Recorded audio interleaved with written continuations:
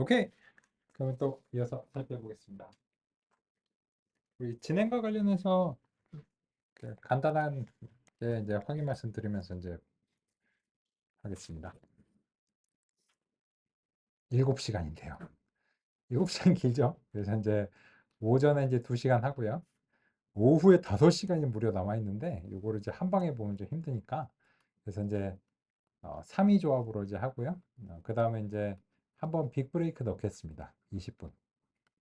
그래서 이제 우리 현재 진행에서는 3시 10분부터 30분까지는 이제 한 번의 20분간의 빅 브레이크를 가질 예정입니다. 그래서 이제 2, 3위 조합으로 하루에 7시간을 이제 공략을 해보겠습니다. 시간 계획에 참고하시기 바랍니다. 그리고 이제 논의사항 이제 주셨는데 이거는 이제 그 물어보지 말라는 얘기가 아니에요. 물어보지 말라는 얘기가 아니고 다만 이제 예를 들어서 이제 넘파이 어레인지에 대해서 이제 궁금하시다라고 하면은 이제 크게 두 가지 방식이 있습니다.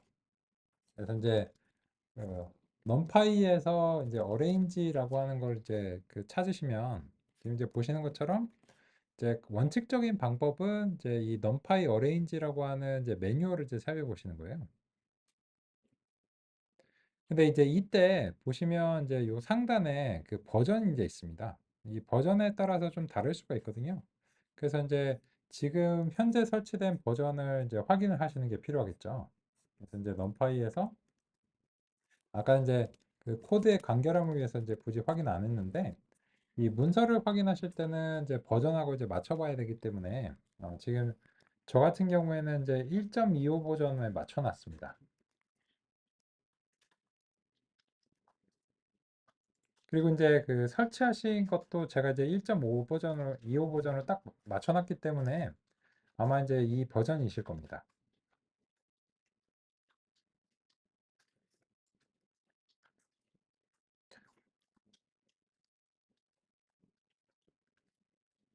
그래서 원칙적인 방법은 당연하게도 요 이제 해당 버전을 딱 정확하게 1.25 버전인데요.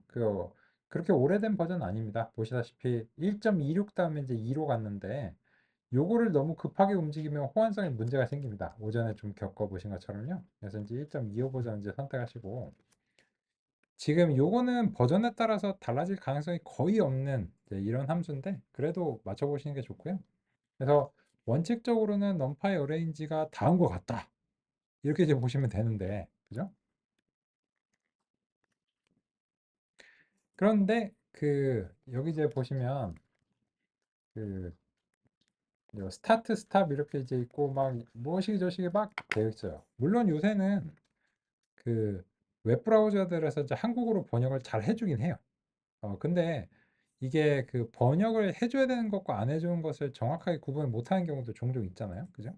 그렇기 때문에 어, 요 이제 이 보실 때 있어서 좀 참고하시면 되고 이게 원칙적인 방향성인데 이런 웹 문서들을 챗GPT가 많이 읽었으니까 그런 이유로 인해서 챗GPT한테도 이런 거 이제 물어보시면 이제 웹 문서나 뭐 이렇게 많이 활용되는 그런 소프트웨어들은 챗GPT가 이제 이미 문서를 읽었기 때문에 여기에 대해서 이제 효과적으로 대답을 해줄 가능성이 높습니다. 아까 이제 궁금하신 게 예를 들자면 그 이 마지막 값을 포함하지 않는데 그 생성된 배열은 이제 포함하지 않는다. 이게 정확하게 이제 알려줬고요.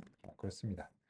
그리고 이제 이 문서 이제 보시면 그 어, 부동소점 간격을 하고자 할 때는 그냥 린스페이스를 쓰는 게 더 나을 수도 있습니다. 이렇게 이제 얘기가 이제 되어 있거든요. 그죠? 그래서 이제 교재에서 제시한 대로 우리가 그대로 해보려고 어레인지로 이제 해보긴 했지만 이거는 이제 보기에는 좋고 뭐 지금 이제 전혀 문제 없는데 이제 만약에 이제 이렇게 이제 하고 싶으면 이제 어레인지에서 이제 시작과 이제 끝과 그리고 이제 총 개수 뭐 예를 들어서 60개 이렇게 이제 하는 편이 어, 린스페이스를 통해서 권장 사항은 이제 이렇다라고 하는 것인데 그래서 이제 이 경우에는 이제 마지막 값이 이제 포함됩니다. 그죠? 그래서 이제 조금 이제 다르다라고 하는 점이고 지금은 이제 큰 문제는 아닙니다. 그래서 이제 앞으로 보실 때 원칙적으로는 이런 문서를 보셔야 되는데 이런 문서를 다 보기가 귀찮고 어렵고 하시는 경우를 위해서 요새 이제 챗GPT를 활용이 가능하죠. 그래서 이제 그렇고요. 그러면 이어서 이제 보겠습니다. 우리니까 이제 하려고 했던 얘기는 이제 그래프를 좀 그려볼 텐데요. MAT로 시작합니다.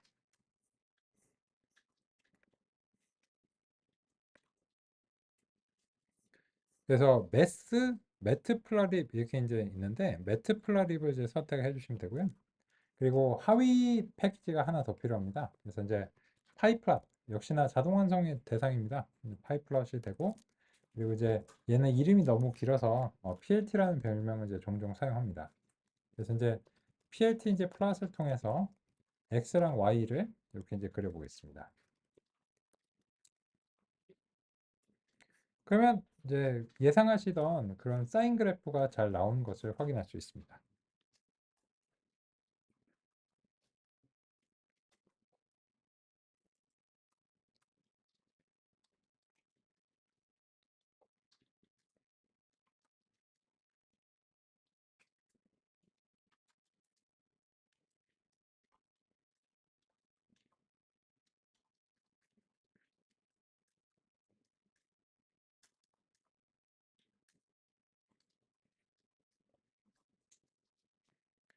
그러면 다음과 같이 이제 수행이 이제 됐고요.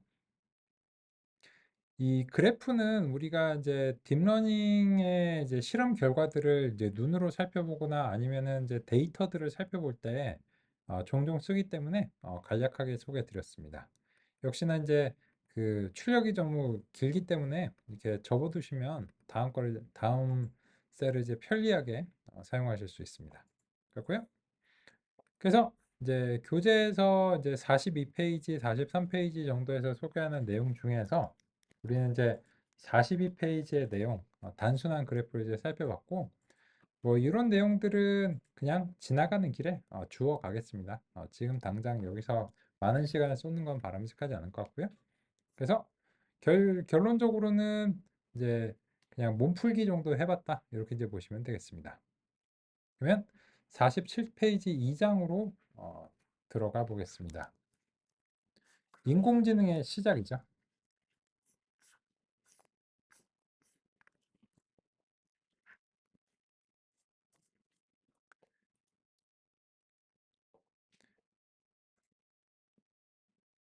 딥러닝의 발전사를 제가 다음과 같이 좀 정리를 해봤습니다.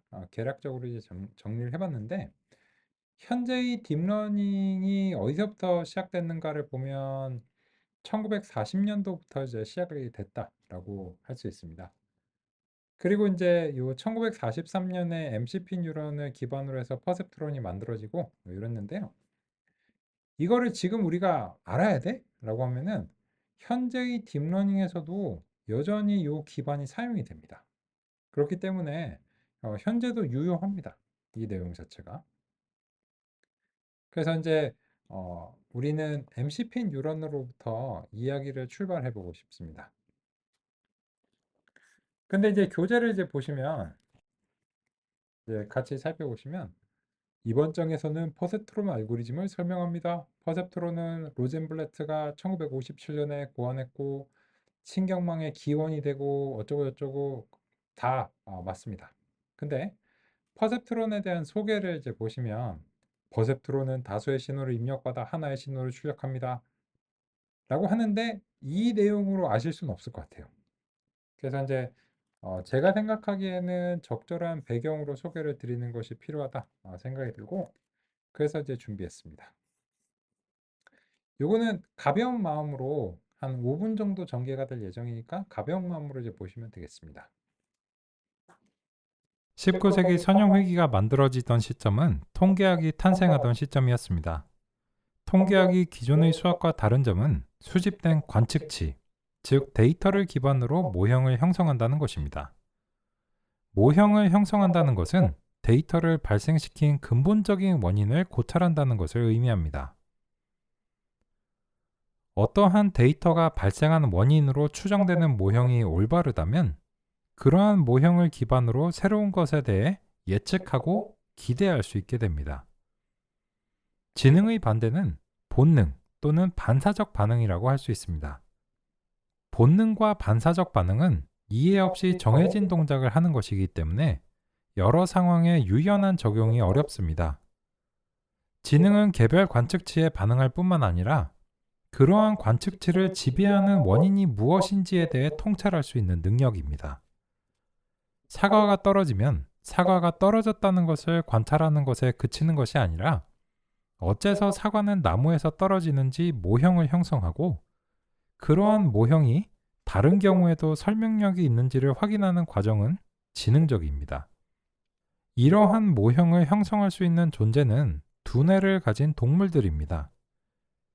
개나 고양이도 중력과 가속도를 이해하기 때문에 사냥을 위해 적절한 속도를 가늠하거나 뛰어오르거나 내리는 것이 가능한지 판단할 수 있습니다. 이런 판단을 하고 그러한 판단이 효과적이라면 개나 고양이의 머릿속에는 중력과 가속도의 물리법칙 모형이 있다고 할 수 있습니다. 인간은 물론이고 개나 고양이 같은 동물도 머릿속에 생존에 필수적인 물리법칙 모형이 있고 그러한 모형을 활용해 주변 사물의 다음 상태를 예측하고 기대합니다. 그러한 모형을 형성하는 기관은 두뇌입니다.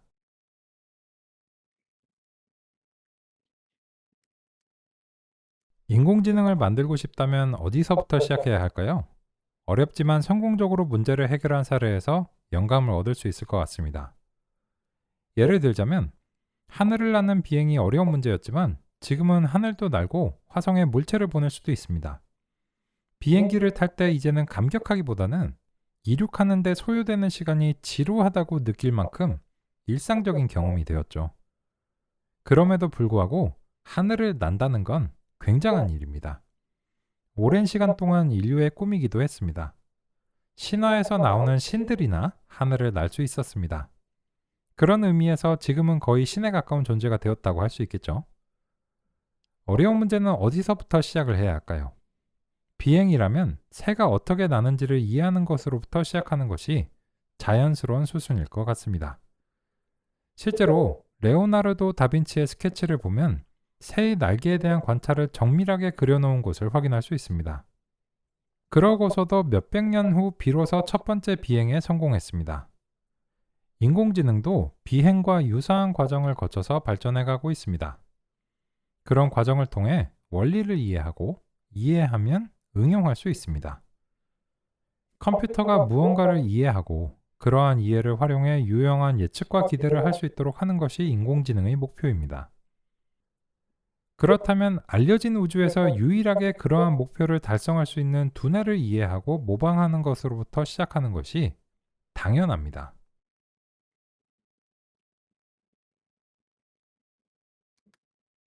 무언가의 원리를 이해한다는 것은 그것을 재현할 수 있다는 것을 의미합니다. 지능에 대해 이해한다는 것은 지능을 재현하는 것으로 확인할 수 있습니다. 19세기는 현미경의 발전으로 뉴런이 밝혀지고 전기와 전자회로를 활용하기 시작했습니다. 이러한 지식을 조합한다면 지능의 근거인 두뇌를 재현할 수 있을 것이라 생각하는 것이 자연스러운 수순입니다. 그래서 20세기 초에는 전자두뇌를 만들고자 했습니다. 애초에 컴퓨터를 만든 이유 자체가 사실은 전자두뇌를 만들기 위한 것이라고도 할 수 있습니다.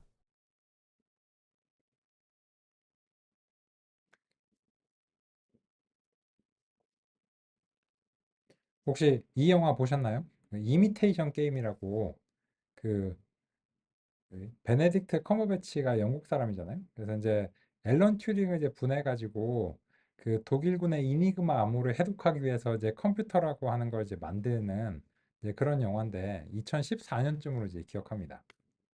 그래서 이제 여기서 그 컴퓨터라고 하는 것이 이제 논리적인 사고를 수행하는 전자 두뇌로서 제시가 됐는데요.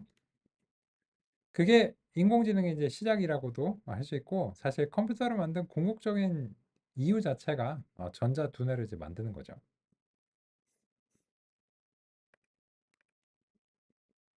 19세기 말 두뇌의 기본 단위는 뉴런이라는 것이 밝혀진 상태였습니다. 이런 발견은 현미경의 발전으로 가능했습니다. 또한 뉴런이 전달하는 것이 정기적인 신호임을 알아내자 우리의 생각과 감정은 신비롭고 영적인 것에서 정기적인 신호로 구체화되었습니다. 19세기는 전자공학적 발견과 혁명이 이루어진 시기이기도 했습니다. 만약 두뇌의 신호가 전기 신호로 표현될 수 있다면 그것은 전자회로로 만들 수 있음을 의미했습니다. 전자두뇌를 만들기 위해서는 기본 단위가 필요했습니다. 두뇌를 구성하는 세포가 뉴런임이 밝혀진 상태였기 때문에 의사 맥컬로치와 논리학자 피츠는 뉴런의 생물학적 틀을 걷어내고 연산할 수 있는 형태의 수학적 틀을 제시하고자 했습니다. 수학적으로 표현이 될 수 있어야 전자회로로 만들 수 있고, 전자회로로 만들 수 있는 것은 잠재적으로 컴퓨터 프로그램으로 구현이 가능합니다. 지능의 비밀을 밝히고 인공지능을 구현하기 위해서는 생물학과 논리학의 협력적 발전이 필요합니다. 배경 소개는 이 정도입니다. 그럼 이제 구체적으로 우리가 이제 살펴볼 1943년에 맥컬로치 이제 피츠 뉴런입니다. 이거는 이제 소개가 준비가 되어 있고 소개를 드린 다음에 바로 이 실습을 통해서 구현을 할 예정입니다. 그 결과 1943년 맥컬로치 피츠 뉴런이 발명되었습니다. 이름이 어려우니까 앞으로는 줄여서 MCP 뉴런이라고 하겠습니다. 우리의 맥락에서는 인공 뉴런이라고 하거나 그냥 뉴런이라고 부르겠습니다. MCP 뉴런의 수학적 표현을 살펴보겠습니다. 입력은 X라고 표기하겠습니다. 이것은 여러 개의 특징들로 구성된 벡터 형식의 값입니다. 정보는 통째로 들어오는 것이 아니라 여러 가지 특징으로 나눠져서 처리됩니다. 각각의 특징들은 가중치가 부여됩니다. 입력에 의미를 부여하기 위한 장치입니다. 가중치가 부여된 각 입력은 단일한 값으로 취합됩니다. 취합된 값을 일정한 기준에 따라 판단해 최종 출력을 발생합니다. 이러한 과정은 활성화라고 합니다. 최종 출력은 1 또는 -1의 값입니다. 그러면 이제 구현하면서 같이 살펴보도록 하겠습니다.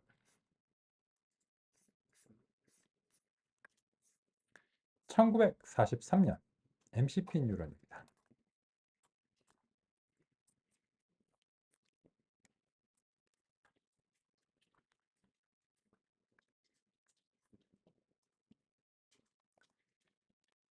입력은 임의적으로 정하겠습니다.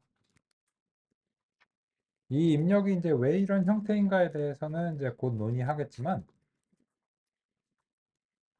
적당히 0.1, 0.2, 0.3 이런 값으로 이제 하겠습니다. 그러면 이것은 우리가 이제 입력 벡터라고 이제 부르겠습니다. 그럼 이제 요 W는 요 X에 그 대응되는 이제 방식으로 이제 형성이 이제 되어야 되는데 이 W는 X의 개수만큼만 필요한데 이 값 자체는 나중에 설정되는 게 필요합니다. 그런 의미를 반영하기 위해서 현재로서는 이제 랜덤하게 X의 개수만큼 이제 만들어 보겠습니다.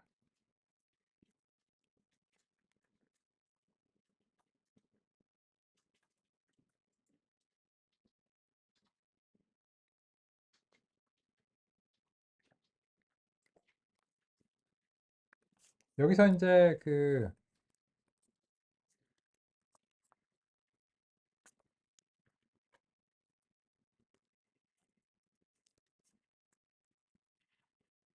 처음에 이제 사용하는 것일 수 있으니까 처음 소개된 기능들은 이제 살짝 소개해 드리면서 가겠습니다. 평균이 0이고 편차가 분산 또는 분산이죠. 분산이 1인 거를 표준 정규 분포라고 하죠. 그리고 이제 요 개수는 x의 개수만큼 이렇게 이제 설정하겠습니다. 이렇게 이제 하시면 되는데 그 이거랑 이제 같은 방식으로 조금 더 간결하게 사용하신 게 랜드 n입니다. 이렇게 하면 그냥 개수만 지정해도 평균이 0이고 분산이 1인 표준 정규 분포가 됩니다.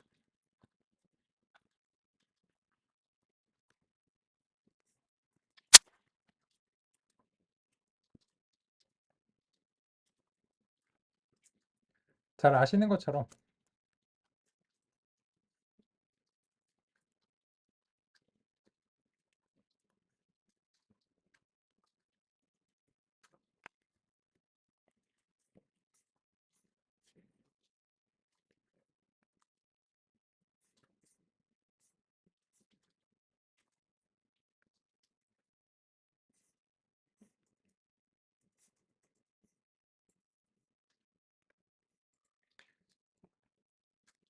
제가 이제 이 두 개를 동시에 보여드린 것은 이것과 이것이 동일하다라고 하는 이제 것이고, 만약에 이제 평균하고 분산을 0과 1이 아닌 다른 걸로 지정하시는 게 필요하면은 이 첫 번째 스타일을 원칙적으로 쓰셔야 될 건데, 이 평균하고 분산이 1인 표준 정규 분포 모델을 사용하는 경우가 잦으니까, 그런 경우에는 이제 편의를 위해서 이제 랜드 n이라고 하는 것이 제공이 된다. 이런 것입니다.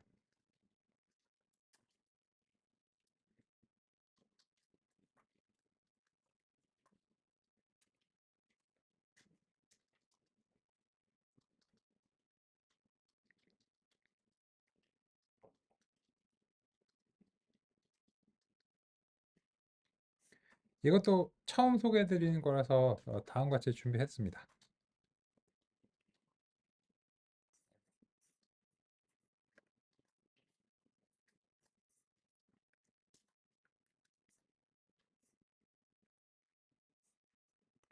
난수 확률 모델에서는 주로 정규 분포와 균일 분포가 많이 사용됩니다. 정규 분포는 평균을 중심으로 분산된 값들입니다. 그래서 정규 분포 확률 모델로 난수를 생성하면 평균 근처에서 값들이 생성될 확률이 높습니다. 평균 0, 편차가 1인 정규 분포는 표준 정규 분포라고 합니다. numpy 랜덤 노멀 함수에서 평균 편차 그리고 결과 텐서의 형상을 지정해 생성할 수 있습니다. 또한 표준 정규 분포가 자주 사용되기 때문에 평균 0, 편차 1로 고정되어 형상만 지정하면 되는 randn 함수를 사용할 수도 있습니다. 역시나 제가 이제 오늘은 첫날이라서 한두 번은 이렇게 그 상의를 드릴게요. 그래서 이제 여기서도 만약에 이제 원하시면 이제 그 검색을 이제 통해서 어, 랜덤 뭐 노멀 이렇게 이제 검색을 하시면 랜덤 노멀 이제 그 문서가 이제 나오고요. 그죠? 그리고 여기에 대해서도 이제 numpy 이제 랜덤 노멀 소개 챗GPT한테도 이제 시켜보겠습니다. 이거는 이제 계속 하진 않을 거고요. 오늘 이제 첫날이니까는 그냥 권유하는 이제 방식으로 제시를 약간 조금 드리고 그 다음부터는 이제 원하시면 직접 알아서 하시리라 생각하고 네, 하겠습니다. 왜냐면 저한테는 필요하지 않거든요. 저는 아는 거니까. 그래서 이제 다음과 같이 소개를 이제 받으셨고 제가 보기에는 이제 그 정확한 이제 소개가 제시가 된 것 같습니다. 다음과 같고요. 그러면 이제 여기서 이제 보겠습니다. 요 W라고 하는 이제 값이 다음과 같이 이제 설정이 됐는데, 그 아까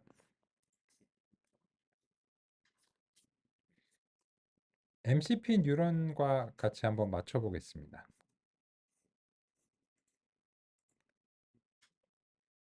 MCP 뉴런에서 이제 살펴보시면 여기서 이제 x1, x2부터 이제 xn까지 이렇게 이제 있는데, 요 n은 임의의 이제 개수죠. 그래서 이제 한 개 이상의 어떤 이제 수치값이 이제 나오는데, 요걸 이제 받아서 이 맥컬러치 피츠 뉴런은 우리 두뇌의 뉴런에 대한 이제 단순한 형태의 이제 수학적 모형인데 여기 이제 가중치를 부여합니다. 가중치는 이제 웨이트의 번역입니다. 그래서 종종 W로 하고요. X에 대해서 1대1로 대응합니다. 그래서 이제 X1에 대응하는 W1, X2에 대응하는 W2, XN에 대응하는 WN 이렇게 이제 있습니다. 그러면 이제 방금 전에 우리 구현한 데 대해서도 그 표기를 해보면 요게 x1이고 x2고 x 이제 3인 거죠. 그리고 이러한 이제 가중치 벡터는 이제 실수값이 이제 3개 있다. 이런 식으로 이제 표기하겠습니다. 그럼 마찬가지로 얘도 W1이고요. 얼마가 됐든지 간에 랜덤하니까 저랑 다르시겠죠? 상관없습니다. 지금은 W2, W3이고 그래서 결과적으로는 얘도 X에 대응하는 3개의 실수값이 되어 있습니다. 그래서 R은 리얼의 약자죠. 그러면 여기까지 이제 구현하셨는데 이제 그 다음을 같이 살펴보겠습니다. 그러면 이제 입력하고 가중치가 있으면 걔네들이 어떻게 상호작용을 해야 될 것인가? 그런 점이 이제 우리의 다음 관심사입니다. 지능적인 동작은 입력을 차등해서 처리하는 능력이라고 할 수 있습니다. 모든 입력을 있는 그대로 처리하는 것은 지능적이라고 하기 어렵습니다. 지능적인 존재는 상황에 따라 중요한 정보와 그렇지 않은 것을 나누고 중요한 것을 우선해서 처리합니다. 입력을 차등해서 처리하는 능력은 가중치로 표현됩니다. 가중치는 입력에 곱해지는 값입니다. 입력값을 얼마만큼 부각시키는가를 수학적으로 표현하려면 곱하기가 적당하기 때문입니다. 예를 들어 어떤 입력값이 0.1이라고 했을 때 가중치 값이 0.1이라면 결과값은 0.01이 됩니다. 같은 입력값에 대해 가중치 값이 10이라면 결과값은 1.0이 됩니다. 가중치를 중요도라고 비유하면 같은 입력에 대해 가중치가 크면 클수록 그 입력의 효과를 더욱 강조한다고 생각할 수 있습니다. 가중치가 0이라면 어떠한 입력값이 들어와도 해당 입력은 출력에 기여하는 바가 없게 됩니다. 따라서 처음부터 들어오지 않은 것과 마찬가지라고 할 수 있습니다. 그렇다면 이것은 전체적으로 중요하지 않다라고 평가할 수 있습니다.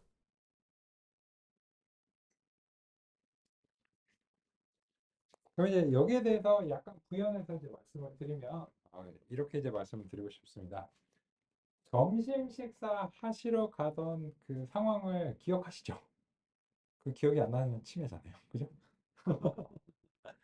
근데 가시면서 그 줄 서 있는데 그 주변 사람들의 얼굴이 다 기억나시나요? 그게 다 기억나시면 자폐입니다. 그죠? 그렇잖아요. 왜 그러냐면 우리 입장에서 중요한 것들을 기억하고 싶어요. 예를 들어서 뭐 거기에 되게 유명한 사람이 왔어요. 막 연예인이랑 되게 유명한 사람이 있었어요. 그럼 기억이 나겠죠. "헉, 누구 만났어? 막 이렇게 기억이 날 거 아니에요. 근데 그냥 그냥 사람들이야. 그러면은 사실 나 점심 먹는 거랑 이 뭐 여기 온 목적과 아무 상관없잖아요. 그냥 하는 건데 마찬가지로 우리가 받은 모든 능력들에 대해서 우리가 다 중요하게 생각하지 않는다는 겁니다.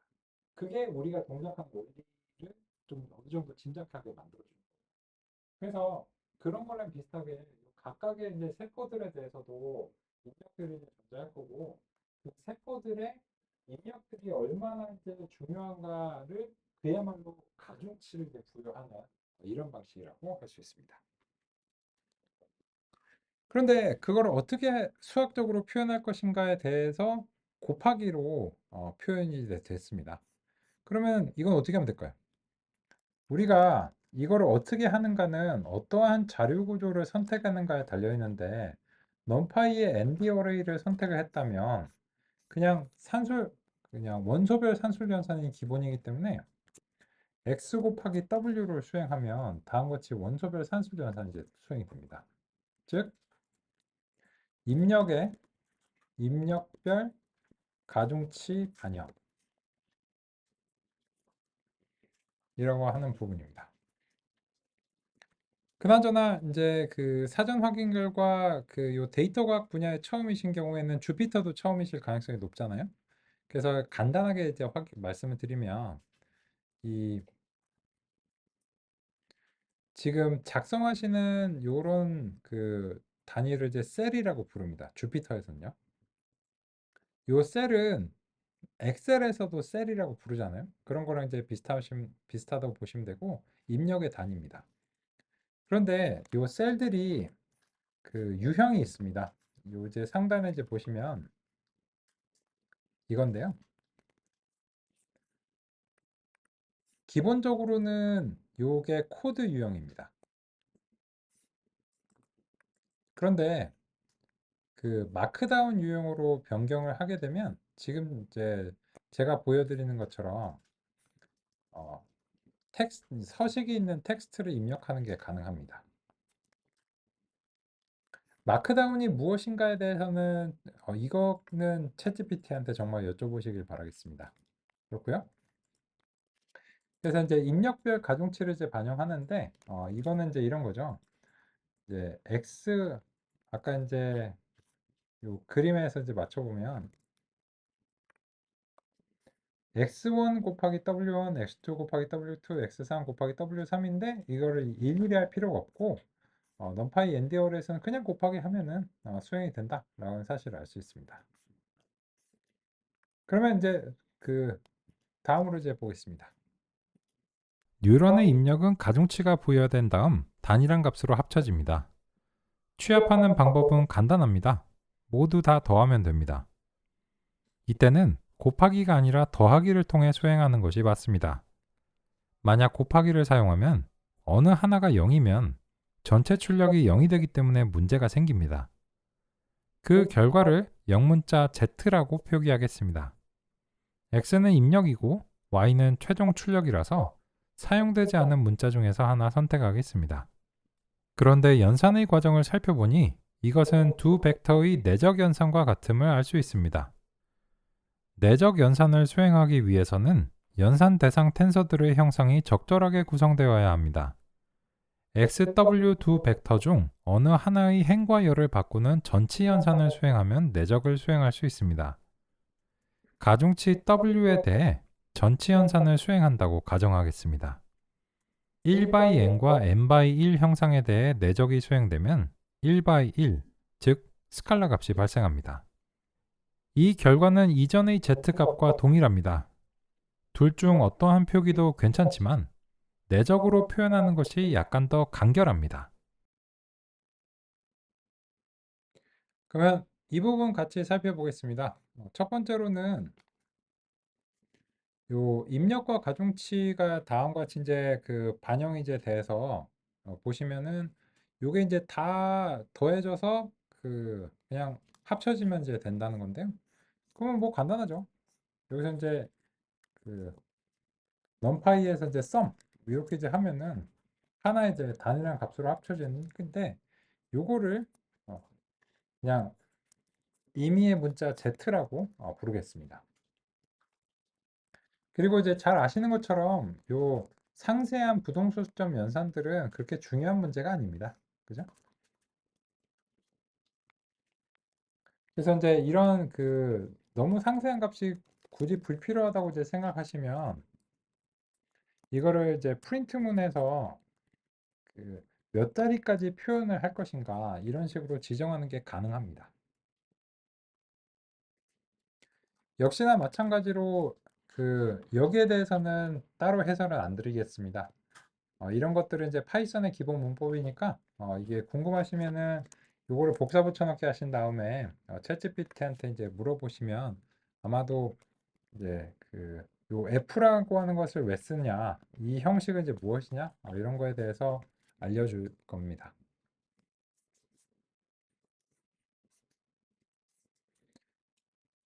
그러면은 이제 이게 무엇이냐, 라고 하면은 이제 x1, w1, x2, w2 이미에 n개가 있다고 치면 지금은 이제 3개밖에 없지만 이렇게 이제 된 거고 요거를 이제 z라고 수행을 하는 거죠.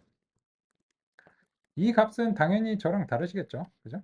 왜냐면 이제 w가 무작위 값이니까요. 지금은 이 값이 뭐든지는 상관없고요. 연산의 방식이 이제 중요합니다. 그런데 요 연산의 이제 결과는 요 z라고 하는 이제 연산은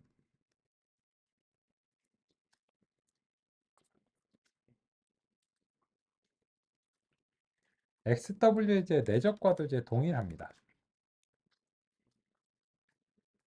그래서 이제 다음 같은 어서션 구문을 통해서 우리가 이제 구해낸 요 z 값하고 이렇게 구한 것과 사실상 이제 동일하다라고 하는 점을 이제 확인하겠습니다.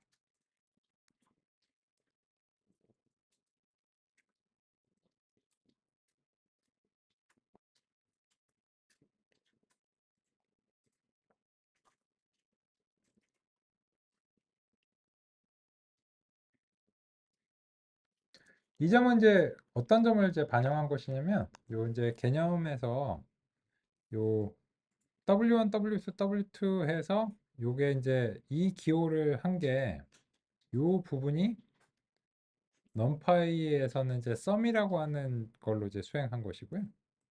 그리고 이제 이런 방식으로 내적을 수행하는 것은 현재 numPy에서 dash이라고 하는 그런 이제 함수를 통해서 이제 수행한 것입니다.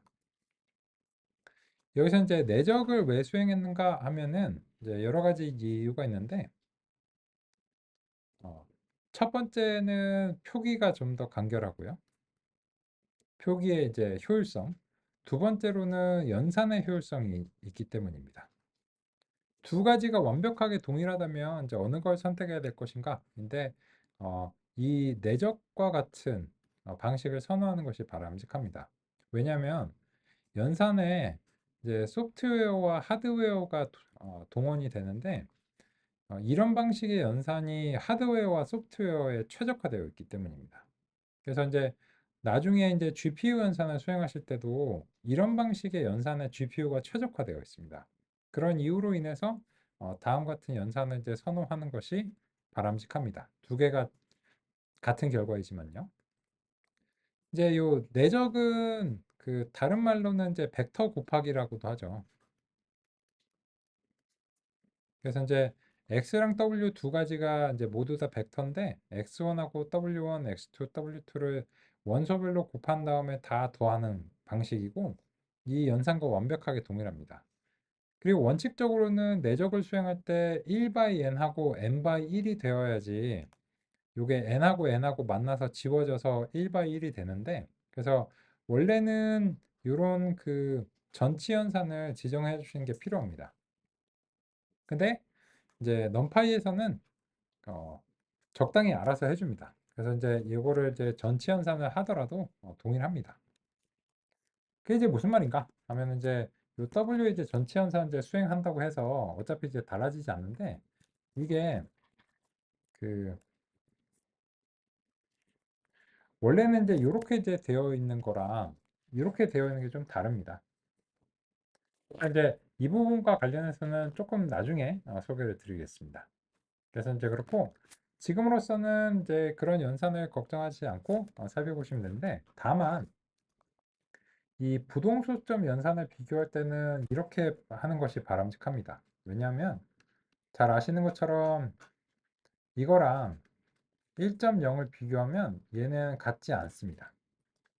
그래서 이 부동소점 연산들은 미세하게 그 좀 다른 부분이 있기 때문에 이것들이 이제 충분히 가까운가? 이런 점들을 확인을 할 때는 여기서 이제 1.0001만 돼도 같지 않습니다. 그래서 부동소점을 비교할 때는 논리연산 자보다는 요 is close와 같은 것을 사용하시는 것이 바람직합니다. 이제 그런 점들이고요. 그럼 이제 다음 살펴보겠습니다. 우리 어디까지 했는가 같이 알아보겠습니다. 가중치를 반영하는 첫 번째 단계를 했고요. 그리고 이제 그냥 간결함을 위해서 Z라고 이제 표현을 했는데 실제로 이제 이 연산은 X와 이제 W 이제 내적으로서 간결하게 표현할 수 있고 풀어쓰자면 X1, W1 뭐 이런 거겠죠. 그래서 이제 두 번째 단계 이제 취합도 구현했습니다. 그러면 이제 이 활성화라고 하는 세 번째 단계만 이제 왜 하는지 어떻게 하는지 반영하면은 1943년에 MCP 뉴런을 이제 구현하신 겁니다. 같이 살펴보겠습니다. 먼저 취합하는 이유를 알아보겠습니다. 그런데 왜 이렇게 합쳐야 하는 것일까요? 예를 들어 금융시장을 생각해 보겠습니다. 금융시장에서는 다양한 지표를 활용합니다. 코스피 등이 그런 것들입니다. 만약에 이런 지표가 없다면 뉴스에서 주식 시장을 설명할 때 곤란합니다. 어떤 주식이 오르고 어떤 주식은 내리고 또 다른 주식은 조금 올랐다고 하겠습니다. 그럼 결론적으로 시장이 좋다는 걸까요? 나쁘다는 걸까요? 개별적인 변동을 나열해서는 알기 어렵습니다. 그래서 그러한 것들을 하나의 단일한 값으로 취합하는 것이 지표입니다. 마찬가지로 입력에 대해 가중치가 부여된 것들도 단일한 지표로 표현하는 것이 효율적입니다.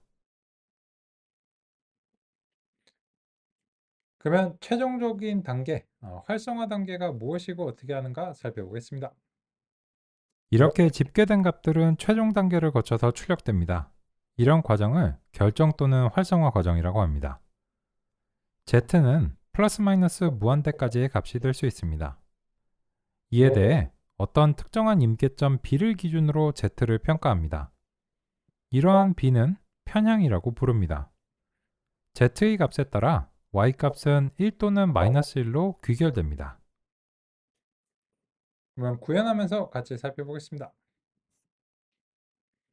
이제 Z는 잘 구했습니다. Z는 잘 구했는데 다음 단계는 이제 활성화 과정이고요. 임의의 임계점, 예를 들어서 뭐 0.5, 뭐 0.1, 뭐 이런 거 이제 0.5 정도 할까요? 0.5 정도 이제 하고, 그럼 이제 Y는 Z가 이제 B보다 크면은 1, 아닌 경우에는 마이너스 1이라고 이제 수행하겠습니다. 그럼 이제 지금의 경우에는 저희 Z가 0.37이고 0.5보다 작기 때문에 마이너스 1로 귀결이 됐는데 여기에 대해서 저랑 이제 당연히 다른 결과를 이제 보이실 수도 있을 것 같습니다.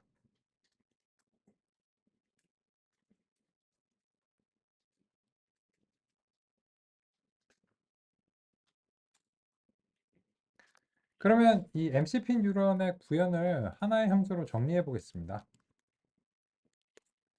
MCP 뉴런이고요. 그래서 XWB를 받겠습니다.